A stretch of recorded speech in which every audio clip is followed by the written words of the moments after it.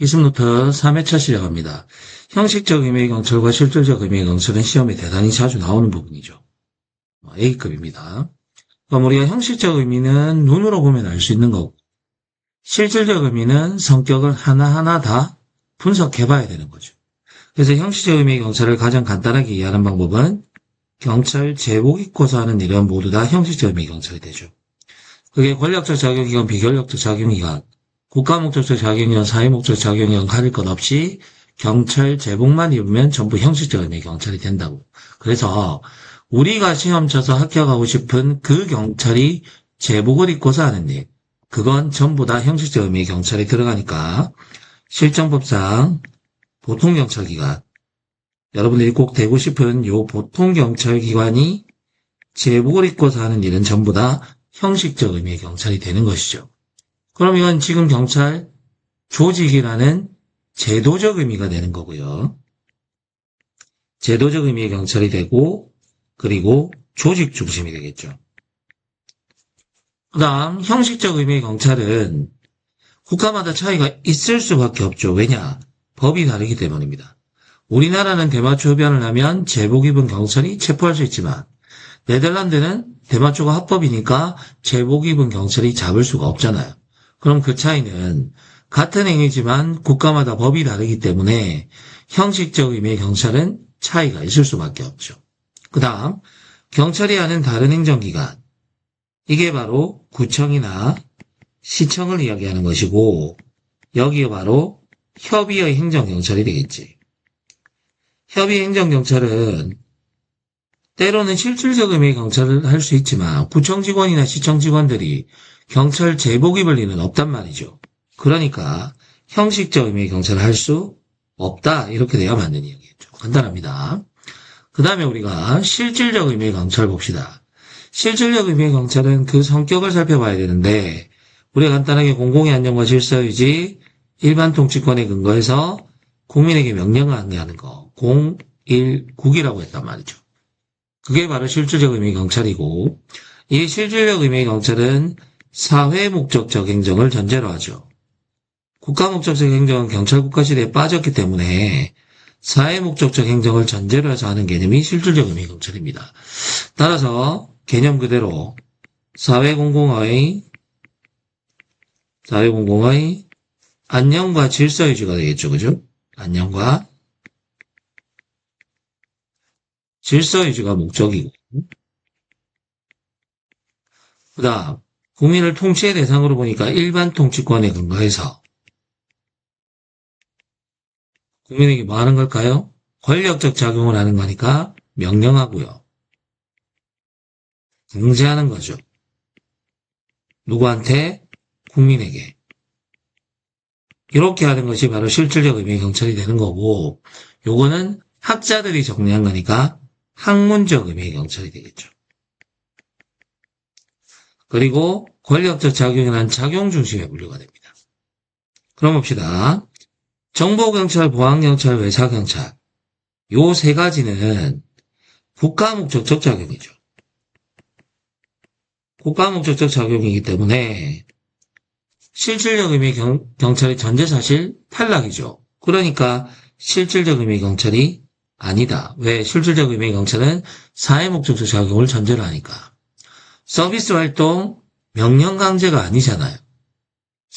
실질적 의미의 경찰은 사회 목적적 행정을 전제로 해서 권력적 작용해야 되거든. 근데 서비스는 권력적 작용이 아니니까 당연히 실질적 의미의 경찰은 안 들어가죠.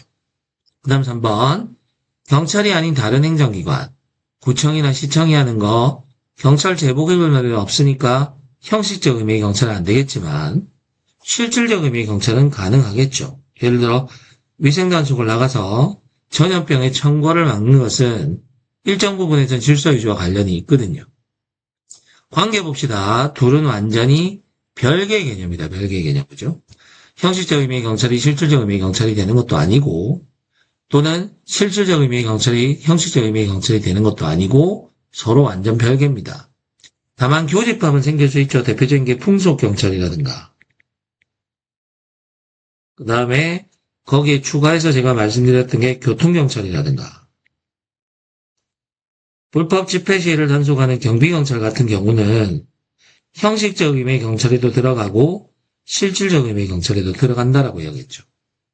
그 다음 3번. 일반 행정기관 다시 구청이나 시청 말합니다. 구청이나 시청은 절대로 형식적 의미의 경찰을 할 수 없다. 그럼 뭐만 가능하다? 실질적 의미의 경찰만 가능하겠죠. 경찰 제복 입을 일은 없으니까. 이렇게 정리하시면 됩니다. 자, 이번에는 경찰의 분류 봅시다. 경찰의 분류는 나머지 부분들은 분류 기준을 물어보는 문제가 많이 나오고 국가경찰과 자치경찰은 단독 문제가 물어보는 문제들이 나오죠.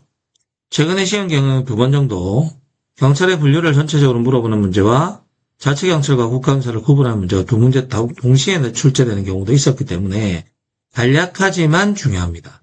그러니까 여기는 잘 챙겨보셔야 되겠죠. 경찰의 분류에 행정경찰 먼저 나옵니다. 내가 행정경찰이란 말이 나오면 앞에 광의회라는 말이 생략되어 있는 거예요. 늘 이렇게 하겠죠. 그러면 보안경찰과 협의행정경찰을 합해서 부르는 말이니까 요거는 소극적 질서유지죠. 사법경찰은 수사하는 거 이야기했죠. 앞쪽에서 다 구별했습니다. 이거 수사와 관련된 거죠. 그래서 우리는 행정경찰과 사법경찰은 경찰활동의 목적에 따른 분류다. 그래서 목적에 따른 분류라 그래서 우리는 2문자로 행사, 목적 이렇게 하죠. 행정경찰과 사법경찰은 경찰활동의 목적에 따른 분류다. 행사, 목적 이렇게 합니다. 여기는 이제 3권 분립사상이죠. 기본적으로 3권 분립사상이고 지금 하는 일이 달라지기 때문에 경찰의 임무와 목적에 의해서 나뉘는 거죠. 앞쪽에서 했었다 그죠? 행정경찰과 사법경찰을 구분한 최초의 법은 재와 형벌법전이 되겠죠. 재와 형벌법전이 되는 거고 그 다음 우리나라는 기본적으로 행정경찰과 사법경찰을 따로 구분하지 않습니다. 여러분들을 뽑을 때 행정경찰 따로 뽑고 사법경찰을 따로 뽑는 게 아니고 뽑아놓고 난 다음에 여러분이 하는 임무를 나눠서 주는 거니까 보통 경찰기관이 모든 업무를 다 담당한다라는 특징이 있죠. 그 다음 행정경찰은 질서유지가 목적이니까 현재와 앞으로 우리가 살아갈 장래가 초점이겠죠. 그죠? 그런데 사법경찰은 이미 발생한 범죄에 대한 거니까 과거에 초점을 맞춰있죠. 그 다음 보안경찰은 경찰이 수행하는 업무니까 경찰청장의 지휘감독을 받겠죠. 협의행정경찰은 오늘 3번째 이야기입니다. 구청이나 시청에서 하는 거니까 요건 주무장관의 지휘감독을 받겠지. 그 다음 사법경찰은 옛날에는 우리 경찰이 검사의 지휘를 받았죠. 지금은 수사권 조정을 통해서 어떻게 됐다? 협력관계가 되는 거잖아요. 이렇게 정리하시면 행정경찰과 사법경찰도 끝납니다. 행정경찰과 사법경찰도 지문으로 1~2개 정도 나올 수 있는 중요한 포인트니까 들으시고 잘 정리하시면 좋겠습니다.